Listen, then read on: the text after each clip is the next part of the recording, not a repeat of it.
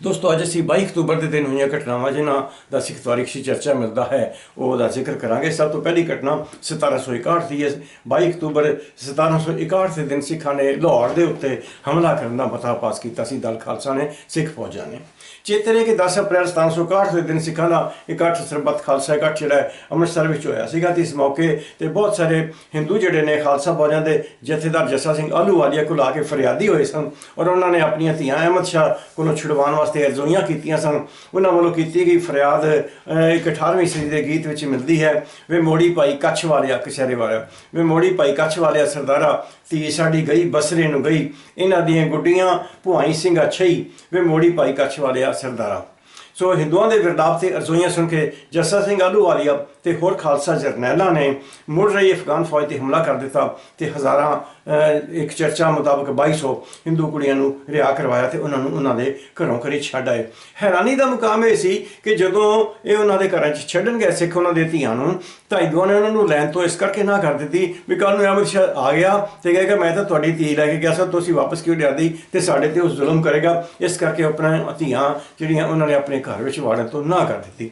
और एक होर गल भी है कि इन्होंने कुड़ियों के भरावां ने भी जो उन्होंने मदद करने तो ना कर दी। वो भरा जोड़े हर साल रखड़ी बनाते होंगे सन, एक साल का शायद ठेका लेंदे होंगे सन, कॉन्ट्रैक्ट भी अगले साल का देखांगे जो कॉन्ट्रैक्ट होएगा रखड़ी का तो वो रखिया करांगे। सो उन्होंने रखड़ी बनाने वाले हिंदुओं ने अपन भैनों भी कबूल करने तो या उन्होंने मदद करने तो ना कर दी। सिखा ने उधर अहमद शाह दुरानी दी फौज का अटक दरिया तक पिछा किया। हज़ारां हिंदुआं कुड़ियां रिहा करवाने वास्ते लोगों ने जस्सा सिंह जोड़ा बंदी छोड़ का खिताब दिता जोड़ा कि एक्चुअली 52 राजा रिहा करवान करके 101 राजा रिहा करने वास्ते गुरु हरगोबिंद साहब को जोड़ा वो दिता जाता है। वो बंदी छोड़ का खिताब जोड़ा है वो जस्सा सिंह आलूवालिया ने भी दिता। पर इसके मुकाबले देखा जाए तो जो नवंबर 1984 खूनी काली नवंबर 1984 से जो एहसान फरमोश हिंदुआं दहशतगर्दा ने दिल्ली हज़ारां सिखा का कतलेआम किया, बाकी शहरों किया, उन्होंने कुड़ियां अगवा के उन्होंने रेप किया।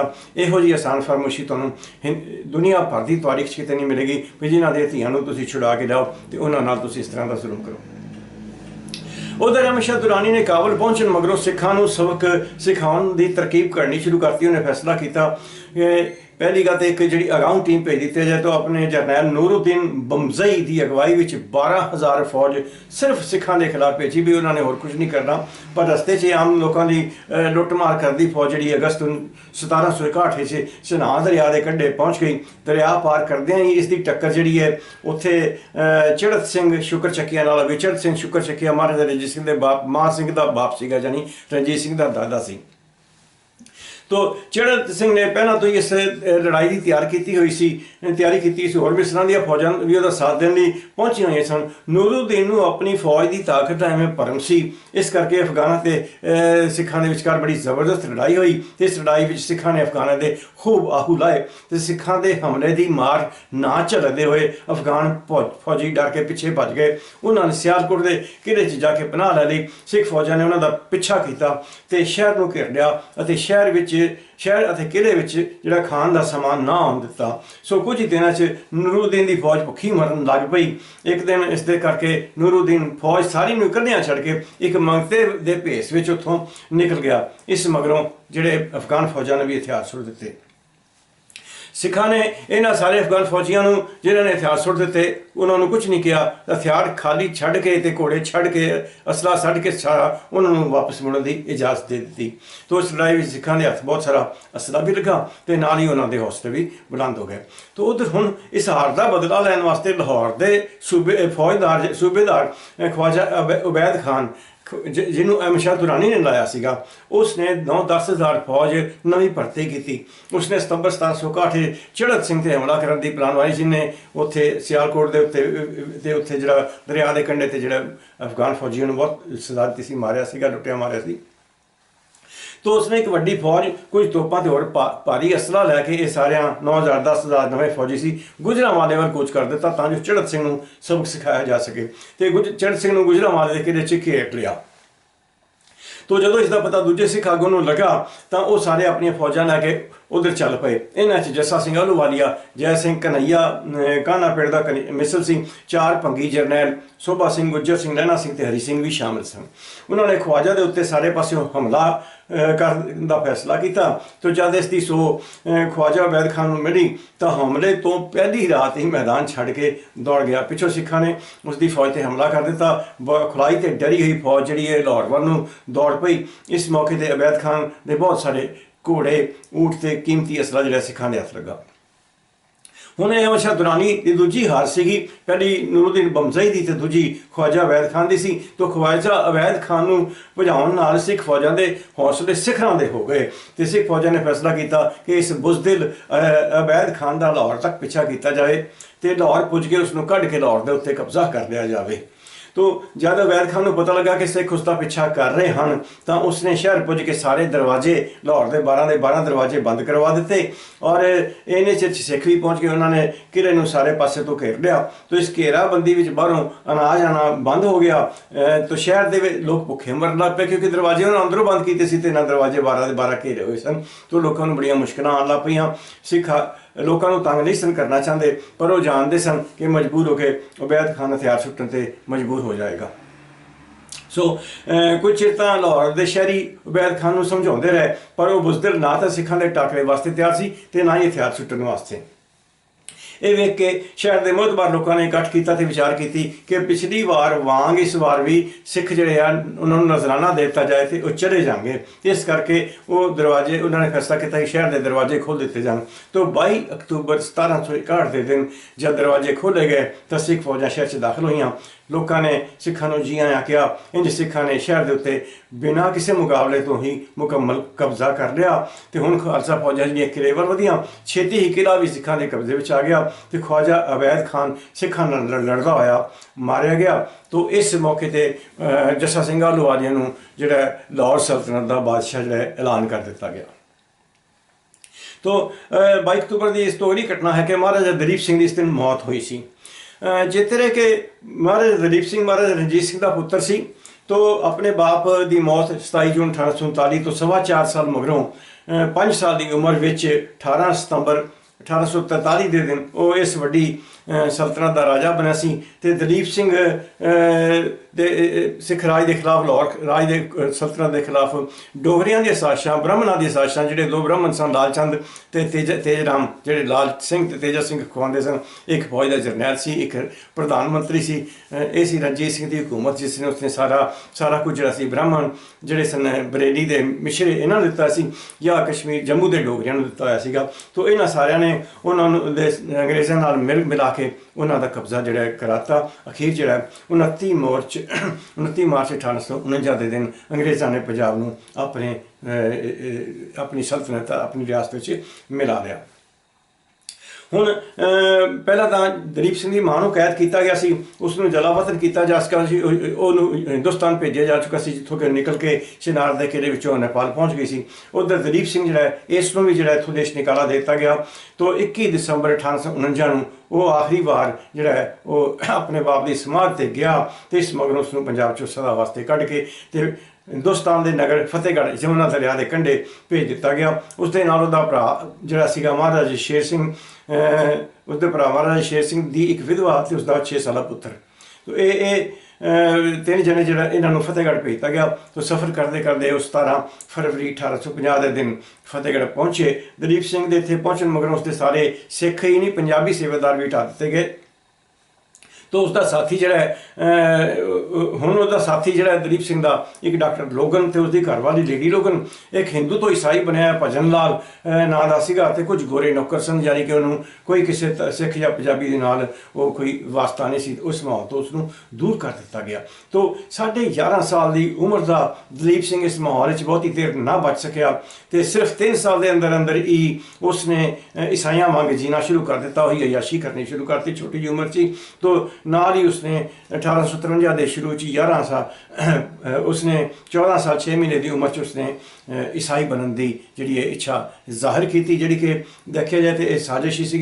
तो उसनों ईसाई बना के हुण इंग्लैंड भेजने का फैसला कर लिया गया। 19 अप्रैल 1852 के दिन ਉਹ ਜਹਾਜ਼ ਵਿੱਚ ਪਹੁੰਚਿਆ ਵੜਿਆ ਤੇ ਮਈ ਵਿੱਚ ਉਹ ਲੰਡਨ ਪਹੁੰਚ ਗਿਆ। ਇੱਥੇ ਆ ਕੇ ਫਿਰ ਉਸ ਨੂੰ ਅਯਾਸ਼ੀ ਦੇ ਮਾਹੌਲ ਵਿੱਚ ਰੱਖਿਆ ਗਿਆ। ਪਹਿਲਾਂ ਤਾਂ ਉਹ ਰਾਣੀ ਦੇ ਮਹਿਲ ਵਿੱਚ ਲੰਡਨ ਵਿੱਚ ਰਹਿੰਦਾ ਰਿਹਾ ਤੇ ਫਿਰ ਬਾਅਦ ਵਿੱਚ ਉਸ ਨੂੰ ਜਿਹੜਾ ਉਹ ਟਿਟਫੋਰਡ ਵਿੱਚ ਭੇਜ ਦਿੱਤਾ ਗਿਆ, ਜਿੱਥੇ ਕਿ ਉਹਦੇ ਕੋਲ ਸ਼ਰਾਬ, ਅਯਾਸ਼ੀ, ਸ਼ਿਕਾਰ ਔਰ ਬਹੁਤ ਵੱਡਾ ਜਿਹੜਾ ਪੈਸਾ ਉਸ ਨੂੰ ਮਿਲਦਾ ਸੀਗਾ। ਤੇ ਹੁਣ ਇੰਨੇ ਸਾਲਾਂ ਵਿੱਚ ਉਹ ਪੂਰੇ ਦਾ ਪੂਰਾ ਅੰਗਰੇਜ਼ ਬਣ ਚੁੱਕਾ ਸੀਗਾ। ਤੇ 7 ਸਾਲ ਮਗਰੋਂ 1861 ਵਿੱਚ ਉਸ ਨੂੰ ਆਪਣੀ ਮਾਂ ਨੂੰ ਰਾਣੀ ਜਿੰਦਾ ਨੂੰ ਇੰਗਲੈਂਡ ਲਿਆਉਣ ਦੀ ਇਜਾਜ਼ਤ ਮਿਲੀ, ਜਿਹੜੀ ਕਿ 1.5 ਸਾਲ ਮਗਰੋਂ ਹੀ ਸਲੋ ਪੋਇਜ਼ਨਿੰਗ ਕਰਕੇ ਉਸ ਦੀ ਮੌਤ ਹੋ ਗਈ। ਇਸ ਵੇਲੇ ਦਲੀਪ ਸਿੰਘ 25 ਸਾਲ ਦਾ ਸੀਗਾ। ਮਾਂ ਦੀ ਮੌਤ ਮਗਰੋਂ ਉਸਨੇ ਇੱਕ ਜਰਮਨ ਲੜਕੀ ਅਲੈਗਜ਼ੈਂਡਰੀਆ ਵਿੱਚ ਵਿਆਹ ਲਈ। ਇਸ ਲੜਕੀ ਦਾ ਨਾਮ ਸੀ ਬੰਬਾ ਮੂਲਰ। ਬੰਬਾ ਮੂਲਰ ਨਾਲ ਉਹਦਾ ਵਿਆਹ 7 ਜੂਨ 1864 ਦੇ ਦਿਨ ਹੋਇਆ ਸੀਗਾ। ਤੇ ਇਸ ਤੋਂ ਇਲਾਵਾ ਉਸ ਦੇ ਕੋਲ 3 ਪੁੱਤਰ ਪੈਦਾ ਹੋਏ ਸਨ, ਵਿਕਟਰ, ਫਰੈਡਰਿਕ ਤੇ ਅਲਬਰਟ, ਤੇ 2 ਧੀਆਂ, ਕੈਥਰੀਨ ਤੇ ਸੋਫਾਇਆ ਜਿਹੜਾ ਸੀ ਜਨਮ ਦਿੱਤਾ। ਬੰਬਾ ਮੂਲਰ ਦੀ ਮੌਤ 18 ਸਤੰਬਰ 1887 ਦੇ ਦਿਨ ਹੋ ਗਈ ਸੀ। ਦਲੀਪ ਸਿੰਘ ਨੂੰ ਚੰਗੀ ਪੈਨਸ਼ਨ ਮਿਲਦੀ ਸੀ, ਜਿਸ ਨਾਲ ਉਹ ਐਸ਼ ਵਾਲੀ ਜ਼ਿੰਦਗੀ ਬਿਤਾਉਂਦਾ ਸੀ। ਹੌਲੀ ਹੌਲੀ ਆਪਣੇ ਖਰਚੇ ਵਧਾ ਰਹੇ ਸਨ, ਪਰ ਪੈਨਸ਼ਨ ਤਾਂ ਉਹਦੀ ਉਨੀ ਹੀ ਰਹਿਣੀ ਸੀ। ਨਤੀਜੇ ਤੌਰ 'ਤੇ ਉਹ ਕਰਜ਼ਈ ਹੋ ਗਿਆ। ਹੁਣ ਉਹ 44 ਸਾਲ ਦਾ ਹੋ ਚੁੱਕਾ ਸੀ ਤੇ ਆਪਣੇ ਆਪ ਨੂੰ ਸਾਬਕ ਰਾਜਾ ਦੱਸ ਕੇ ਉਸਨੇ 31 ਅਗਸਤ 1882 ਦੀ ਦ ਟਾਈਮਜ਼ ਅਖਬਾਰ, ਜਿਹੜੀ ਉਸ ਵੇਲੇ ਸਭ ਤੋਂ ਵੱਡੀ ਅਖਬਾਰ ਸੀ, ਡੇਲੀ ਅਖਬਾਰ ਛਪਦੀ ਸੀ, ਅੱਜ ਵੀ ਛਪਦੀ ਹੈ, ਉਸਨੇ ਆਪਣੀ ਜਾਇਦਾਦ ਤੇ ਪੈਨਸ਼ਨ ਵਧਾਉਣ ਵਾਸਤੇ ਇੱਕ ਪੂਰੇ ਪੇਜ ਦਾ ਇਸ਼ਤਿਹਾਰ ਦਿੱਤਾ। ਉਹਦੇ 'ਚ ਰਾਜ ਵਾਪਸ ਲੈਣ ਦੀ ਕੋਈ ਗੱਲ ਨਹੀਂ ਸੀ। ਨੀਅਤ ਉਹਦੀ ਸੀ ਕਿ ਉਹਦੇ ਕੋਈ ਪੈਸੇ ਵੱਧ ਜਾਣ, ਪਰ ਉਸਦੀ ਅਪੀਲ ਨੇ ਨਾ ਤਾਂ ਬ੍ਰਿਟਿਸ਼ ਲੋਕਾਂ 'ਤੇ ਅਸਰ ਕੀਤਾ ਤੇ ਨਾ ਹੀ ਜਿਹੜਾ ਕੁਈਨ ਵਿਕਟੋਰੀਆ ਨੇ ਜਾਂ ਬ੍ਰਿਟਿਸ਼ ਸਰਕਾਰ ਨੇ। ਸੋ ਨਿਰਾਸ਼ ਹੋਇਆ ਦਲੀਪ ਸਿੰਘ ਜਿਹੜਾ ਹੁਣ ਸਿੱਖਾਂ ਵੱਲ ਮੁੜ ਪਿਆ। ਇਹਨਾਂ ਦਿਨਾਂ 'ਚ ਉਸਦਾ ਰਾਬਤਾ ਜਿਹੜਾ ਠਾਕਰ ਸਿੰਘ ਸੰਧਾਵਾਲੀਆ, ਜਿਹੜਾ ਸਿੰਘ ਸਭਾ ਲਹਿਰ ਦਾ ਜਿਹੜਾ ਪ੍ਰਧਾਨ ਵੀ ਸੀਗਾ, ਉਹਦੇ ਨਾਲ ਹੋ ਗਿਆ। ਉਹ 1884 ਵਿੱਚ ਇੰਗਲੈਂਡ ਆਇਆ, ਦਲੀਪ ਸਿੰਘ ਨੂੰ ਮਿਲਿਆ। ਦੋਨਾਂ ਵਿੱਚ ਹੋਈ ਗੱਲਬਾਤ ਮਗਰੋਂ ਉਸਨੇ ਦਲੀਪ ਸਿੰਘ ਨੂੰ ਸੁਝਾਅ ਦਿੱਤਾ ਕਿ ਦੁਬਾਰਾ ਸਿੱਖ ਬਣ ਜਾਏ ਤੇ ਤਾਂ ਸਿੱਖ ਤੇਰੀ ਮਦਦ ਕਰਨਗੇ। ਤਾਂ 9 ਮਾਰਚ 1886 ਦੇ ਦਿਨ ਉਸਨੇ ਸਿੱਖ ਪੰਥ ਤੋਂ ਈਸਾਈ ਬਣਨ ਦੀ ਮੁਆਫੀ ਮੰਗ ਲਈ ਰਸਮੀ ਤੌਰ 'ਤੇ ਕਾਗਜ਼ਾਂ 'ਚ, ਤੇ ਰਾਜ ਹਾਸਲ ਕਰਨ ਵਾਸਤੇ ਸਿੱਖਾਂ ਕੋਲੋਂ ਮਦਦ ਵੀ ਮੰਗੀ। ਹੁਣ ਉਸਨੇ ਪੰਜਾਬ ਜਾਣ ਦਾ ਫੈਸਲਾ ਕੀਤਾ। ਬ੍ਰਿਟਿਸ਼ ਸਰਕਾਰ ਤਾਂ ਉਸ ਨੂੰ ਪੰਜਾਬ ਜਾਣ ਦੀ ਇਜਾਜ਼ਤ ਦੇਣੀ ਨਹੀਂ ਸੀ। ਇਸ ਕਰਕੇ ਚੁੱਪਚਾਪ ਇੱਕ ਦਿਨ 30 ਮਾਰਚ 1886 ਦੇ ਦਿਨ ਉਹ ਇੰਗਲੈਂਡ ਤੋਂ ਚੱਲ ਕੇ ਐਡਨ ਦੀ ਬੰਦਰਗਾਹ ਤੇ ਪਹੁੰਚ ਗਿਆ। ਉੱਥੋਂ ਸਰਕਾਰ ਨੂੰ ਪਤਾ ਲੱਗਾ ਬ੍ਰਿਟਿਸ਼ ਨੂੰ, ਤਾਂ ਉਹਨਾਂ ਨੇ ਪੰਜਾਬ ਜਾਣ ਦੀ ਕੋਸ਼ਿਸ਼ ਤੋਂ ਰੋਕਣ ਵਾਸਤੇ 15 ਅਪ੍ਰੈਲ 1886 ਦੇ ਦਿਨ ਅਦਨ ਵਿੱਚ ਬ੍ਰਿਟਿਸ਼ ਅਫਸਰਾਂ ਨੇ ਉਹਨੂੰ ਚੁੱਪਚਾਪ ਵਾਪਸ ਮੁੜ ਜਾਣ ਵਾਸਤੇ ਆਖਿਆ। ਉਸਨੇ ਆਪਣਾ ਪਰਿਵਾਰ ਤਾਂ ਵਾਪਸ ਭੇਜ ਦਿੱਤਾ, ਪਰ ਉਹ ਆਪ ਉੱਥੇ ਰਿਹਾ ਤੇ ਸਿੱਖਾਂ ਨਾਲ ਰਾਬਤਾ ਬਣਾਈ ਰੱਖਿਆ। ਉਸਨੇ 25 ਮਈ 1886 ਦੇ ਦਿਨ 5 ਸਿੱਖਾਂ, ਠਾਕਰ ਸਿੰਘ ਸੰਧਾਵਾਲੀਆ, ਉਹਦੇ 2 ਪੁੱਤਰਾਂ ਨਰਿੰਦਰ ਸਿੰਘ ਤੇ ਗੁਰਦਿੱਤ ਸਿੰਘ ਤੇ ਗਿਆਨੀ ਪ੍ਰਤਾਪ ਸਿੰਘ ਗ੍ਰੰਥੀ ਕੋਲੋਂ ਜਿਹੜੀ ਹੈ ਉਸਨੇ ਖੰਡੇ ਦੀ ਪੌਲ ਰਸਮੀ ਤੌਰ ਤੇ ਲੈ ਲਈ। ਦਲੀਪ ਸਿੰਘ ਦੀ ਇਸ ਕਾਰਵਾਈ ਮਗਰੋਂ ਬ੍ਰਿਟਿਸ਼ ਹਾਕਮਾਂ ਨੇ ਜੂਨ 86 'ਚ ਉਸਨੂੰ ਜ਼ਬਰਦਸਤੀ ਇੰਗਲੈਂਡ ਡਿਪੋਰਟ ਕਰ ਦਿੱਤਾ। ਇੱਥੋਂ ਇੱਕ ਦਿਨ ਉਹ ਚੁੱਪਚਾਪ ਫਰਾਂਸ ਨੂੰ ਨਿਕਲ ਗਿਆ। ਉੱਥੇ ਫ੍ਰੈਂਚ ਸਰਕਾਰ ਤੋਂ ਪਾਂਡੀਚੇਰੀ, ਜਿਹੜੀ ਕਿ ਉਹਨਾਂ ਦੇ ਕਬਜ਼ੇ ਸੀਗੀ, ਇਸ ਇਲਾਕੇ ਵਿੱਚ ਸਿਰਫ ਪਾਂਡੀਚੇਰੀ ਸੀ ਜਿੱਥੇ ਫਰਾਂਸ ਦਾ ਕਬਜ਼ਾ ਸੀਗਾ, ਬਾਕੀ ਸਾਰਾ ਇੰਗਲੈਂਡ ਦਾ ਕਬਜ਼ਾ ਸੀਗਾ। ਉਹਨੇ ਇਜਾਜ਼ਤ ਮੰਗੀ ਜਾਣ ਦੀ, ਪਰ ਫ੍ਰੈਂਚ ਸਰਕਾਰ ਨੇ ਉਸ ਨੂੰ ਇਜਾਜ਼ਤ ਨਾ ਦਿੱਤੀ। ਪਰ ਉਹ ਆਇਰਿਸ਼ ਨਾਂ ਹੇਠ ਉਸਨੇ ਪਾਸਪੋਰਟ ਜਿਹੜਾ ਹੈ ਝੂਠਾ, ਜਿਹੜਾ ਜਾਲੀ ਪਾਸਪੋਰਟ ਜਿਹੜਾ ਉਹਨੇ ਹਾਸਲ ਕਰ ਲਿਆ। ਪੈਰਿਸ ਤੋਂ ਉਹ ਜਰਮਨ ਦੇ ਸ਼ਹਿਰ ਬਰਲਿਨ ਗਿਆ। ਇੱਥੋਂ ਆਰਾਮ ਨਾਲ ਰੂਸ ਪਹੁੰਚ ਗਿਆ। ਰੂਸ 'ਚ ਉਸਨੇ ਜ਼ਾਰ, ਜਿਹੜਾ ਰੂਸ ਦਾ ਰਾਜਾ ਸੀਗਾ, ਉਸ ਕੋਲੋਂ ਅੰਗਰੇਜ਼ਾਂ ਦੇ ਖਿਲਾਫ ਮਦਦ ਮੰਗੀ, ਪਰ ਜ਼ਾਰ ਨੇ ਉਹਦੀਆਂ ਗੱਲਾਂ ਤੋਂ ਅੰਦਾਜ਼ਾ ਲਾਇਆ ਵੀ ਉਹ ਹਕੂਮਤ ਨਹੀਂ ਚਾਹੁੰਦਾ ਵਾਪਸ, ਉਸਨੂੰ ਤਾਂ ਸਿਰਫ ਪੈਸੇ ਚਾਹੀਦੇ ਹਨ ਤੇ ਉਹ ਪੈਸਿਆਂ ਕਰਕੇ ਸਾਰੀ ਜਦੋਜਹਿਦ ਕਰਦਾ ਪਿਆ ਹੈ। ਤੇ ਜ਼ਾਰ ਨੇ ਉਹਦੀ ਮਦਦ ਕਰਨ ਤੋਂ ਨਾ ਕਰ ਦਿੱਤੀ। ਉਹ ਨਿਰਾਸ਼ ਹੋ ਕੇ ਦਲੀਪ ਸਿੰਘ ਨੇ ਅਕਤੂਬਰ 87 'ਚ ਪੰਜਾਬ ਦੇ ਸਿੱਖਾਂ ਤੋਂ ਹੀ ਮਦਦ ਮੰਗੀ, ਪਰ ਕਿਸੇ ਨੇ ਵੀ ਉਹਦੀ ਮਦਦ ਨਾ ਕੀਤੀ ਤੇ ਉਹ ਅਖੀਰ ਇੰਗਲੈਂਡ ਮੁੜ ਆਇਆ।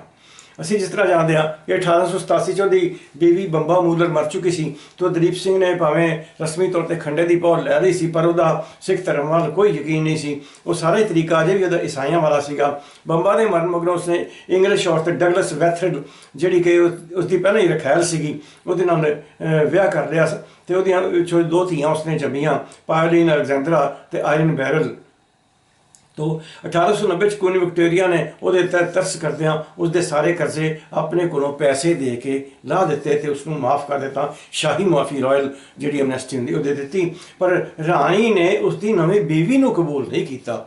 खैर अजे भी हथ पैर मारता रहा। अक्तूबर 1893 पैरिस गया। 22 अक्तूबर 1893 पैरिस के ग्रैंड होटल में उसकी मौत हो गई। इस वेले उसकी उम्र सिर्फ 55 साल की सी। तो दलीप सिंह की लाश को उसकी पहली बीवी बंबा मूलर की कबर के नेड़े ही टटफोर्ड में दबा दिता गया। इंग्लैंड कुछ सिखा ने कोलों खर्चा करके 1999 उसका बुत जोड़ा है उस महल के नेड़े टटफोर्ड कस्बे के एक नुक्कड़ से ला दिता।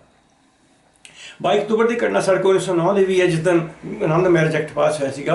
असं जानते हैं कि 1908 इंपीरियल कौंसल सी जी वायसराय की कौंसल होती सी जिहदे उसने कुछ गिनती के भारतीय जोड़े राजे ते दूसरे रखे होंगे सन मैंबर जिन्होंने मिनिस्टर का दर्जा दिता जाता सी भावें उन्होंने कोल ताकत कोई नहीं सी हुंदी। तो नाभे का कंवर जिहड़ा सीगा बाद जो राजा बनया रिपुदमन सिंह जिहड़ा है वो इहदे च मैंबर सी ते उसने आनंद मैरिज बिल पेश करके आनंद कारज नूं कानूनी दर्जा दिवाने की कोशिश की।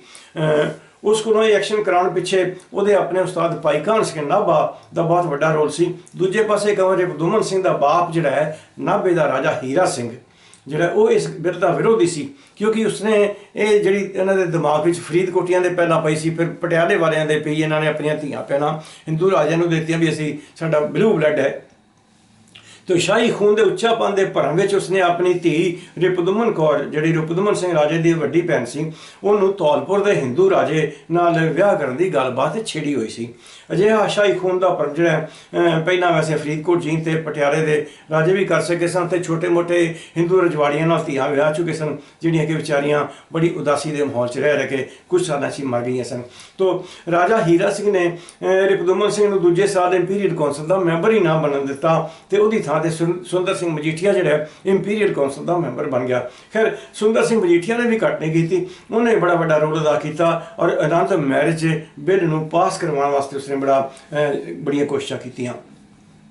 इस मकसद वास्ते सिखां दे निक्के वड्डे 300 इकट्ठ होए ਅਤੇ 7 ਲੱਖ सिखां ने दस्तखत करके सरकार नूं यह कानून पास करने वास्ते कहा। अखीर 22 अक्तूबर 1909 के दिन यह कानून जिहड़ा सी बिल पास हो गया तो गुरुद्वारा यह जिहड़ा सी आनंद मैरिज एक्ट बन गया। तो 2006 विच पाकिस्तान सरकार ने उस आनंद मैरिज एक्ट नूं पूरा कानून बना दिता पर अकाली आउंदी अखबार जिहड़ी सी बादल सरकार या बोधी सरकार इसने इसनूं बहुत बाद विच पास किया पर वह भी जिहड़ा सी 2012 में हिंदू मैरिज एक्ट के हेठां लिया के इसनूं पास किया जिसका कोई अर्थ नहीं सी बनता।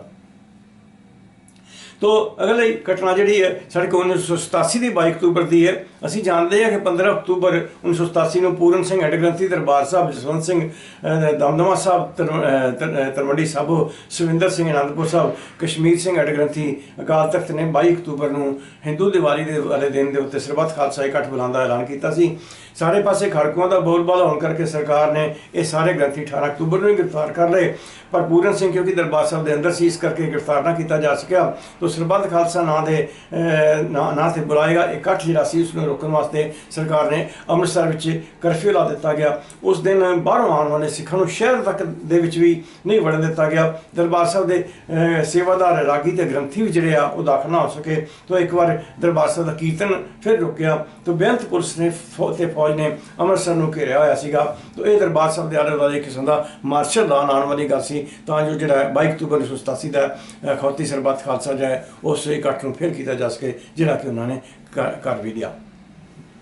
इस तो बाद नकली मुकाबले की घटनावां 1990 की घटना है कि 22 अक्तूबर 1990 के दिन पुलिस ने मंगल सिंह पुत्र जोगिंदर सिंह वासी पखो के अमृतसर, हरभेज सिंह पुत्र अंग्रेज सिंह वासी धरड़, गुरवेल सिंह उर्फ जागो पुत्र जोगिंदर सिंह वासी जौंदे खुर्द अमृतसर को नकली मुकाबले शहीद कर दिता। इसे दिन एक और नकली मुकाबले पुलिस ने परमजीत सिंह वासी कंबोह को भी नकली मुकाबले शहीद कर दिता। 1992 की घटनावां विच भी है कि 22 अक्तूबर 1992 के दिन पुलिस ने संतोख सिंह उर्फ सुखदेव सिंह सुखा वासी दानेवाल, बलविंदर सिंह उर्फ बिंदर वासी अर्जनपुरा, जगतार सिंह पुत्र सुरजीत सिंह वासी गलोवाल बाघा नेड़े गढ़दीवाल हुशियारपुर ते कई होर सिखां नूं नकली मुकाबले शहीद कर दिता।